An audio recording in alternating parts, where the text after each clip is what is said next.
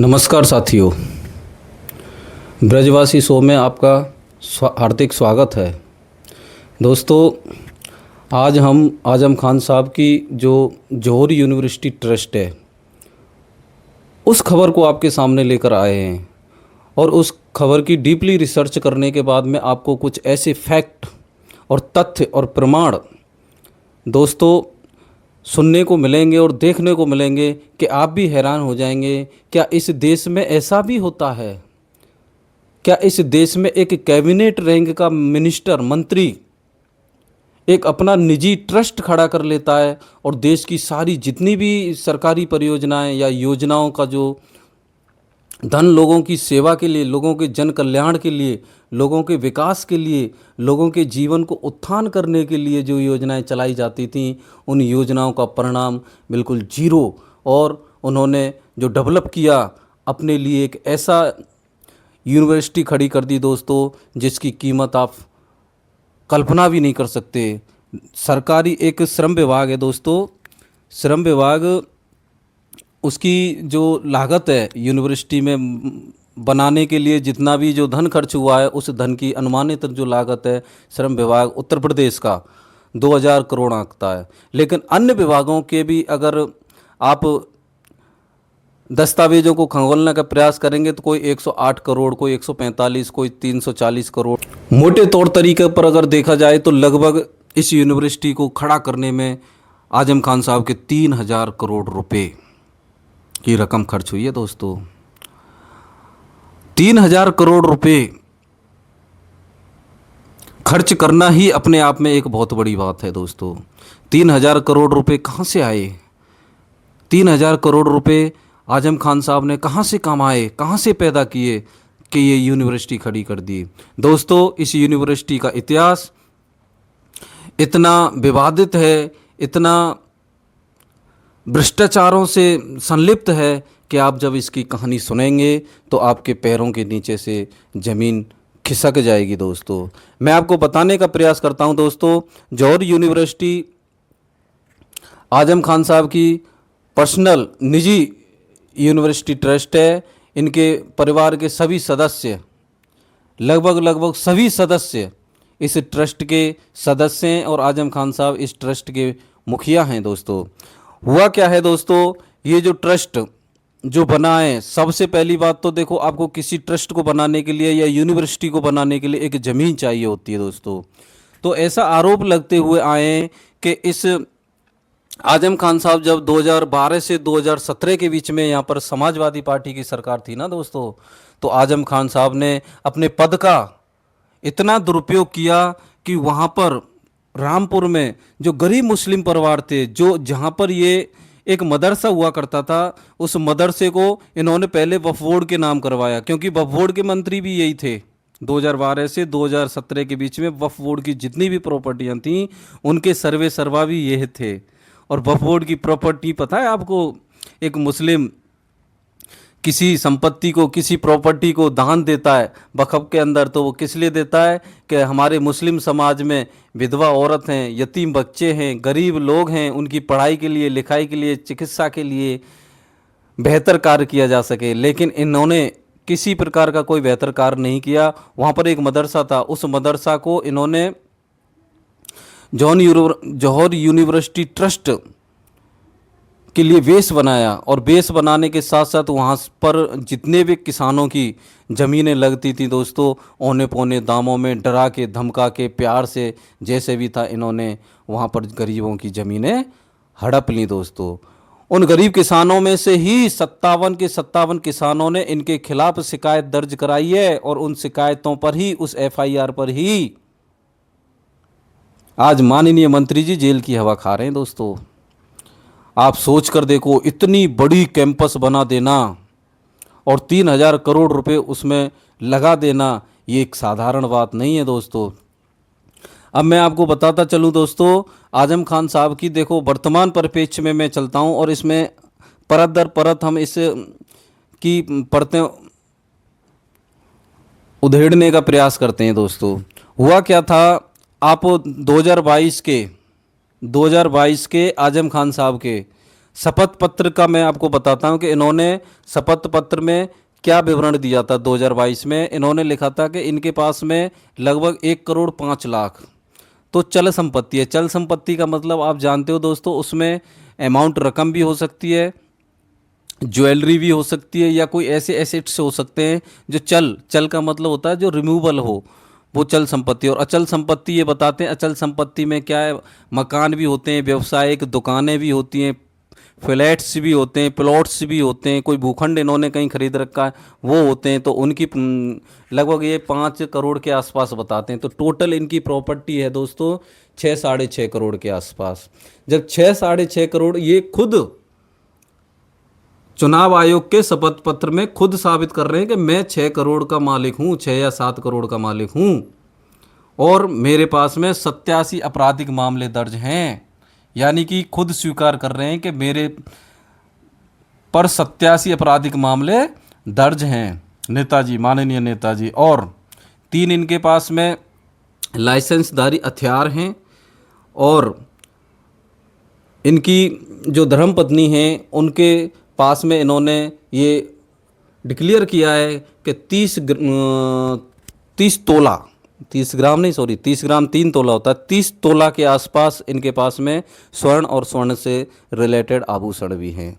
अब मोटा तौर पर अगर मान लिया जाए दोस्तों, तो आप ये मान लो कि 8 करोड़ के आसपास की इनकी प्रॉपर्टी है। और एक बात और ध्यान रख लेना, इन्होंने देनदारी वाले कॉलम में लिखा है 0, यानी कि मैं किसी को 1 रुपया देने, 1 रुपया मेरे ऊपर कर्ज नहीं है। यानी कि इस ट्रस्ट के पास में बैंकों से भी जो इन्होंने, हम मान लें कि बैंकों से कर्ज लिया होगा और बैंकों की ईएमआई अगर भरने वाले हैं, तो वहाँ पर भी उसको साबित करना होता है कि मेरे पास में बैंक का इतना कर्ज है, मैं उस कर्ज को चुकाऊंगा। वो इन्होंने 0 दिखा रखा है वहाँ पर।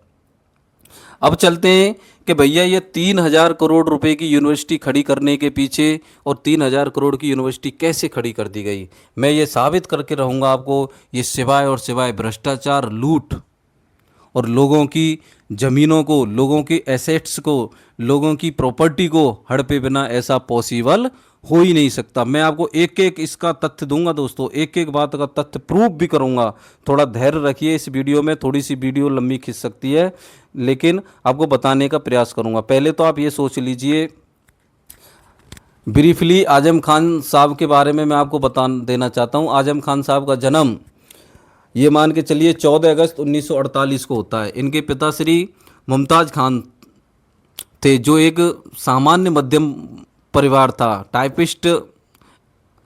विभिन्न दस्तावेजों को खंगालने के बाद में बस यही सामने निकल के आता है कि आजम खान साहब के पिताश्री एक साधारण से टाइपिस्ट थे, और उन्होंने अपने बेटे को, यानी कि आजम खान साहब को, एएमयू में लॉ की डिग्री करके आ जाते हैं। यानी कि ये लॉ एक वकील बन जाते हैं। वकील बनने के बाद में ये राजनीति में अपना कदम रख लेते हैं।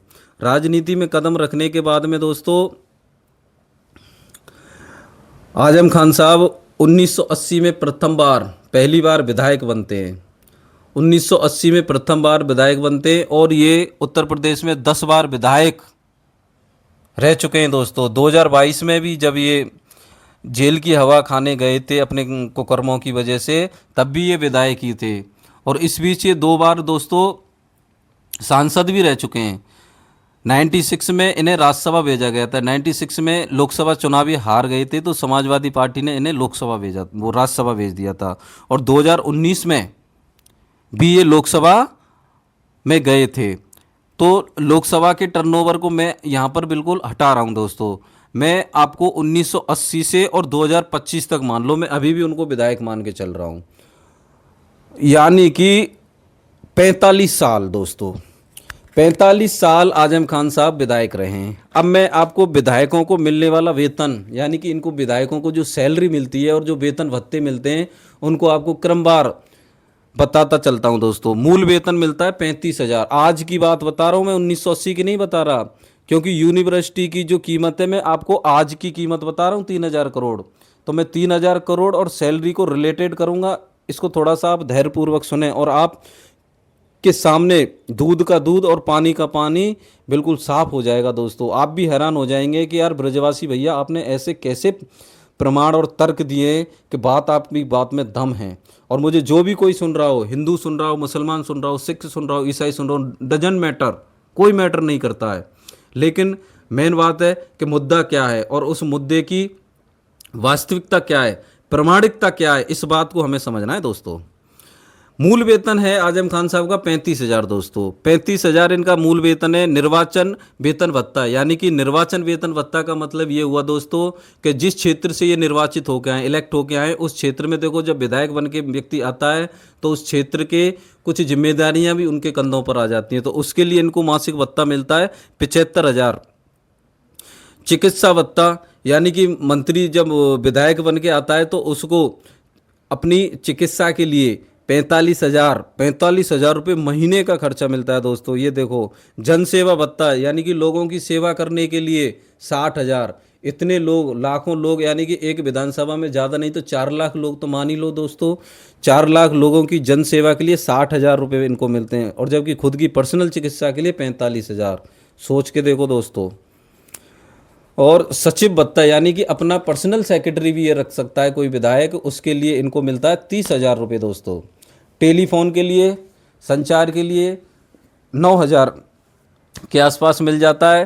पेट्रोल और डीजल के लिए 25,000, यानी कि अपने क्षेत्र में भ्रमण करने के लिए, अपने क्षेत्र में जनसंपर्क के लिए जाने के लिए विधायक जी को 25,000 रुपये मिलता है दोस्तों। यानी कि टोटल हो जाता है दोस्तों ये 2.79 लाख प्रति महीना।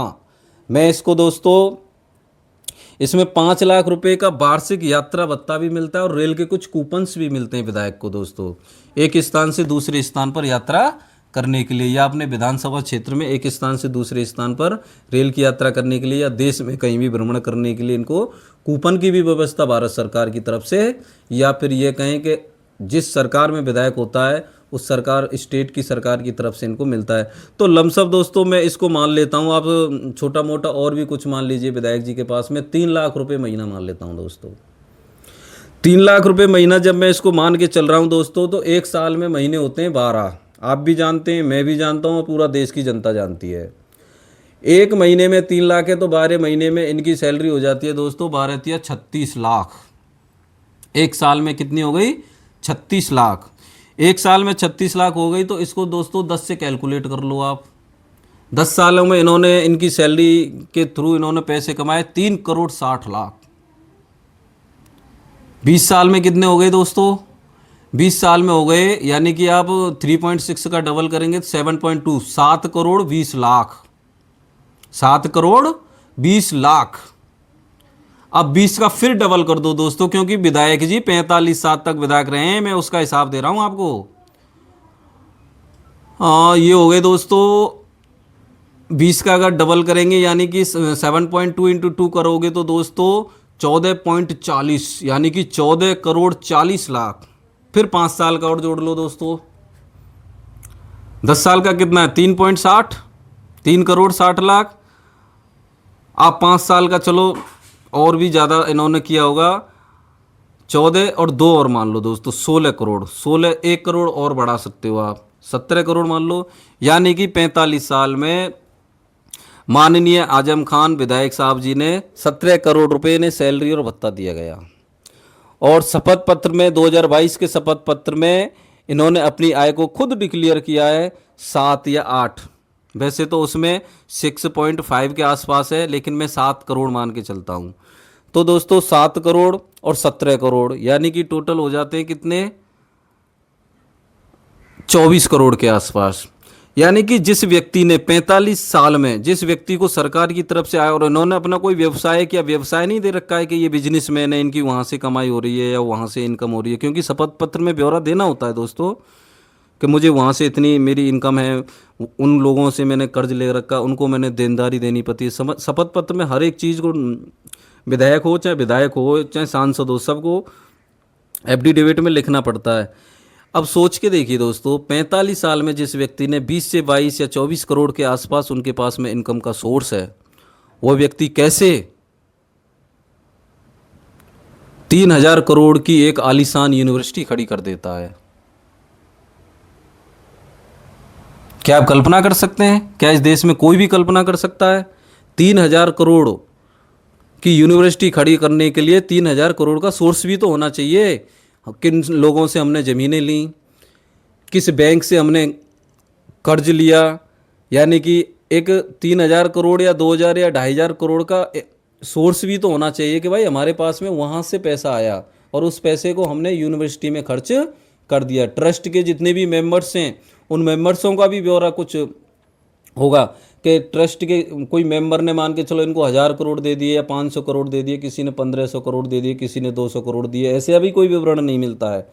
तो दोस्तों ये देखो, अंधेर नगरी चौपड़ राजा टकासिर बाजी टकासिर खाजा वाली कहावत आपने सुनी है, क्योंकि जब सरकार ही अपनी है 2012 से 2017, तो मैं माननीय अखिलेश यादव जी से भी इस बारे में प्रश्न करना चाह रहा हूँ और देश की जनता से भी मेरा एक सवाल है दोस्तों। 20 से 25 करोड़ के आसपास जिस व्यक्ति की इनकम है वो 3,000 करोड़ की यूनिवर्सिटी दोस्तों बिना भ्रष्टाचार के, बिना डकैती के, बिना चोरी के, बिना किसी की ज़मीनों को कब्जा करके कैसे खड़ा कर सकता है। और जिस यूनिवर्सिटी की दोस्तों, जिस यूनिवर्सिटी की बेस ही, जिसके पाए ही, जिसके पिलर ही चोरी, डकैती, लूटपाट, भ्रष्टाचार की बुनियाद पर अगर खड़े हैं, तो सोच के देखिए दोस्तों, इस विश्वविद्यालय में पढ़ने वाले बच्चों का क्या भविष्य होगा। इस विश्वविद्यालय में पढ़ने वाले बच्चों का ये क्या शिक्षा देंगे, क्योंकि जब इनका ही कोई नैतिक मूल्य नहीं है, इन्होंने ही, एक विश्वविद्यालय होता है, एक विद्यालय होता है, वो एक विद्या का, सरस्वती का मंदिर होता है। वहाँ पर छात्र ज्ञान अर्जन करते हैं और वो विभिन्न विभिन्न क्षेत्रों में जाकर अपने समाज की सेवा करते हैं। आजम खान साहब ने ये यूनिवर्सिटी के लिए जितना ये सरकार को लूट सकते थे, जितना सरकारी योजनाओं को ये लूट सकते थे, उतना लूटा। और एक यूनिवर्सिटी यानी कि जौहर ट्रस्ट, और नाम भी देखो इन्होंने किसका रखा है दोस्तों। अब जब आप गूगल पर थोड़ा सा सर्च करेंगे और थोड़ी सी रिसर्च करेंगे, मोहम्मद जौहर अली, कौन थे मोहम्मद जौहर अली, आपको पता है? मोहम्मद जौहर अली और मोहम्मद शौकत अली। मोहम्मद जौहर अली वो व्यक्ति थे जो 1925 में इन्होंने अफगान के नरेशों को लेटर लिखा था दोस्तों कि आइए आप भारत, खलीफा मूवमेंट चल रहा था, आपको पता है 1922 में, कि भारत में आप आइए, भारत को आप दारुल हलम बनाएंगे, यानी कि मुस्लिम देश बनाएंगे। उनकी आइडियोलॉजी से तो आजम खान साहब प्रभावित हैं, उनकी आइडियोलॉजी से प्रभावित हैं और नाम उनके नाम पर रख रहे हैं। यानी कि इस यूनिवर्सिटी के बोर्ड से लेकर, जो मेन गेट का जो बोर्ड से लेकर, और इस यूनिवर्सिटी के जितने भी विभाग हैं, जितने भी कैंपस हैं, उन कैंपसों में दोस्तों भ्रष्टाचार की बदबू आती है। भ्रष्टाचार, लूटपाट, डकैती, चोरी, दूसरे के अधिकारों को छीनना, इसकी बदबू इस यूनिवर्सिटी से आती है। और देखो बड़े मज़ेदार दोस्तों, जब सरकार ही अपनी है, वो कहावत है ना हमारे ब्रज में, सैया भये कोतवाल तो डरकाई का। तो भैया जब सरकार ही अपनी है, सरकार मुख्यमंत्री से ज़्यादा पावर लेकर आजम खान जी बैठे हैं, तो इसमें 40 इन्होंने विभाग बनाए, कैंपस बनाए, बिल्डिंग्स बनाई हैं 40, उसमें से 2 के पास में प्रूफ्स हैं, कागज। बाकी की 38 बिल्डिंगों का तो इन्होंने अप्रूवल लेना ही उचित नहीं समझा। 38 बिल्डिंगों को तो इन्होंने ऐसे ही खड़ा कर दिया। कभी इनके मन में ये विचार ही नहीं आया कि भैया सरकार 17 तक है, 17 में नहीं तो 22 तक आ जाएगी, जीवन भर तो सरकार रहनी नहीं है। अरे तो कुछ हम ऐसा काम तो कर लें, लीगली तरीके से तो फिट होना चाहिए। वो काम भी ये नहीं कर पाए दोस्तों, वो काम भी यह नहीं कर पाए। अब आ जाते हैं थोड़ा सा हम ईडी ने इस जौहर यूनिवर्सिटी के ट्रस्ट के 10 ठिकानों पर छापे मारे हैं दोस्तों। तो ईडी को आपको पता है इतने सनसनीखेज साक्ष्य प्राप्त हुए हैं कि 494 करोड़ की ऐसी मनी ट्रेलिंग पाई गई है दोस्तों। उस मनी ट्रेलिंग का ट्रस्ट जवाब ही नहीं दे पा रहा है कि ये 494 करोड़ कहाँ से आए। तो ईडी गुप्त दस्तावेजों से या साक्ष्यों से ये पता लगा रही है कि ये पैसा यूनिवर्सिटी या ट्रस्ट को, इन्होंने जितने भी विभाग इनके पास थे आजम खान साहब के पास में, उनमें से जिन जिन विभागों में इन्होंने ठेका दिया था, उन ठेकेदारों ने इनको ये पैसे दिए थे। ठेका देने की एवज में रिश्वत, उनको इन्होंने ठेके दे दिए। तो इनको ठेके दे दिए तो फिर इनको उन्होंने 494 या 495 करोड़ के आसपास की मेहरबानी कर दी। 494 करोड़ कोई मामूली रकम नहीं होती है दोस्तों, एक बहुत बड़ा प्रोजेक्ट तक बन जाता है इससे। और देखिए विडम्बना, देखिए 12 से 17 के बीच में आजम खान साहब के पास में मंत्रालय कौन कौन से रहते हैं सोचिए दोस्तों। संसदीय कार्य मंत्री, चलिए ठीक है, अच्छी बात है। मुस्लिम वक्फ बोर्ड, मुस्लिम वक्फ बोर्ड का मंत्री का मतलब होता है कि हमारे समाज के अंदर जो भी दीन दुखी, बेवा, विधवा, तलाकशुदा महिलाएं या कोई गरीब यतीम की तालीम दिलाने का काम, किसी की चिकित्सा की व्यवस्था, किसी गांव में मान के चले मुस्लिम बाहुल गांव हैं, वहाँ पर चिकित्सा की व्यवस्था नहीं है, तो वक्फ की तरीक़ा से वहाँ एक प्राथमिक चिकित्सालय खोल दिया जाए ताकि वहाँ गरीब लोग अपना इलाज करा सकें। वो काम नहीं किए। वक्फ की प्रॉपर्टी को कहाँ पर ले लिया? यूनिवर्सिटी के अंदर। शहरी रोजगार, शहरी रोजगार में कुछ नहीं किया, केवल विकास किसका किया? अपनी यूनिवर्सिटी का। गरीबी उन्मूलन, दोस्तों गरीबी उन्मूलन की तो बात छोड़ो, रामपुर में जितने भी गरीब मुसलमान हैं बेचारे, उनका ही उन्मूलन कर दिया इन्होंने। 2-2 बीघा ज़मीन, किसी की 4-4 बीघा ज़मीन, किसी की 5 बीघा ज़मीन, वो सारी ज़मीनें ज़बरदस्ती हड़प के यूनिवर्सिटी के कैंपस के लिए ले ली। और वो गरीब किसान, वो गरीब किसान सोच के देखिए, खून के आंसू रो रहे हैं दोस्तों, खून के आंसू। जिस किसी व्यक्ति के पास में अगर 2 बीघा ज़मीन और वही उसके खाने का साधन है, अगर उसको ही कोई हड़प ले तो आप सोच के देखो आपके मन पर क्या बीतेगी दोस्तों। तीसरी बात, अल्पसंख्यक कल्याण। भाई अल्पसंख्यकों का तो इन्होंने बहुत अधिक कल्याण कर दिया। इन्होंने जो भी मार मारी है वो अल्पसंख्यकों को ही मारी है रामपुर में। मुस्लिम भाई बहनों, मैं आपसे कहना चाह रहा हूँ, रामपुर में आजम खान साहब के अत्याचारों का जो शिकारी बने वो मुस्लिम गरीब परिवार ही बने हैं। जो ये पाप की यूनिवर्सिटी इन्होंने खोल रखी है।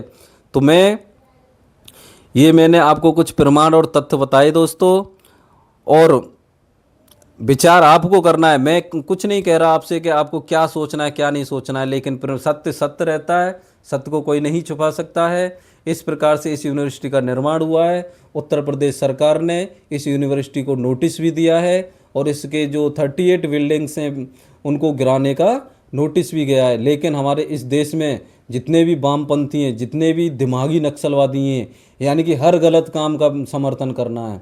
अरे यूनिवर्सिटी बनाई है, ठीक है, यूनिवर्सिटी पे नहीं तोड़ना चाहिए, यूनिवर्सिटी को सरकार अपने अधीन ले, लेकिन ये भी तो सोचो कि यूनिवर्सिटी ये बनी कैसे।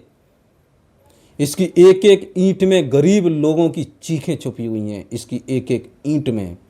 तो जो ईश्वर का जो न्याय होता है ना, ईश्वर का न्याय, आप लोग कुछ नहीं कर सकते, उस ऊपर वाले का जो न्याय होता है उसको आप ईश्वर कहिए, अल्लाह कहिए, ईसा कहिए, कुछ भी कहिए, उसका जब न्याय होता है ना तो वो आवाज़ नहीं करता, लेकिन वो न्याय समूल अच्छे तरीके से न्याय करता है। उन गरीब लोगों की आत्माओं को शांति तभी मिलेगी दोस्तों जब इस भ्रष्टाचार के अड्डे को समतल किया जाए और उन गरीब व्यक्तियों की ज़मीनों को लौटाया जाए। वहाँ पर जो भी मदरसा था वक्फ बोर्ड के अंदर, तो उन मदरसाओं को उन गरीब लोगों के लिए दिया जाए, तब जाके उन गरीब लोगों की आत्माओं को शांति होगी दोस्तों आज के इस एपिसोड में मैंने आपके सामने बहुत सारे तथ्य प्रमाण प्रस्तुत किए हैं। अगर आप मेरी बातों से सहमत हैं तो मैं आपसे निवेदन करूंगा कि कृपया इस चैनल को लाइक करें, शेयर करें और अधिक से अधिक लोगों तक इसको शेयर करने का भी प्रयास करें। बेल बटन को भी दबा लें ताकि आपको नोटिफिकेशन मिलता रहे दोस्तों। इसी तथ्यों के साथ मैं अपनी वाणी को विराम देता हूं दोस्तों। जय हिंद, जय श्री राम,